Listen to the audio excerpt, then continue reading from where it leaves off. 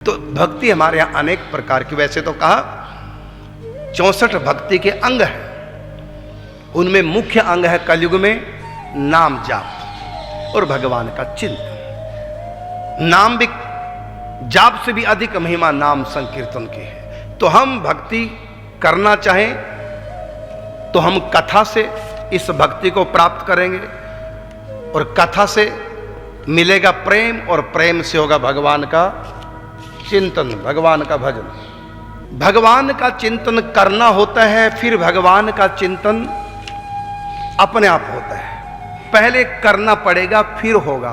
हम सोचते हैं पहले दिन ही चिंतन होने लग जाए, हम आंख बंद करके बैठे और अंदर भगवान दिखने लग जाए। और कई कहते हैं मेरे पास आके भगवान दिखते तो है नहीं, ऐसे दिख जाएंगे।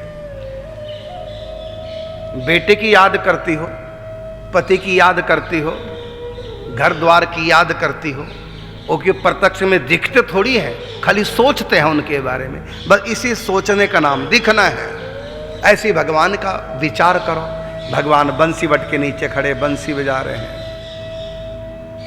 राधा माधव नृत्य कर रहे हैं, देखो उनको मनी मन चिंतन करो।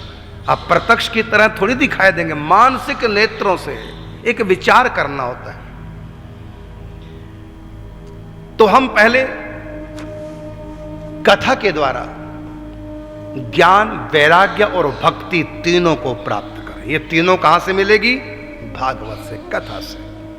बिन सत्संग न हरि कथा, तेह बिन मोह नहीं भाग, और मोह गए बिन राम पद हो ही न दृढ़ अनुराग। भगवान के चरणों में अनुराग होगा, प्रेम होगा, तभी सहज चिंतन होगा। और जब तक प्रेम नहीं होगा उससे पहले सहज नहीं असहज चिंतन होगा। असहज चिंतन को कहते हैं चिंतन करना, और सहज चिंतन को कहते हैं चिंतन होना। एक होता है भगवान की याद करना, एक होता है भगवान की याद आना, और इससे भी आगे है भगवान की याद सताना, और इससे भी आगे है भगवान की याद में रोना। याद करना, याद आना, याद सताना और याद में रोना। तो प्रथम कहां से है? याद करना। तो कथा सुनकर, सत्संग सुनकर के हमारे भीतर भगवान की चाह पैदा होगी, उनको पाने की चाह पैदा होगी। फिर जहां चाह और वहीं रहा। इसलिए अपनी चाह बनाओ, तब तक सत्संग कथाएं सुनते रहो जब तक ये चाह ना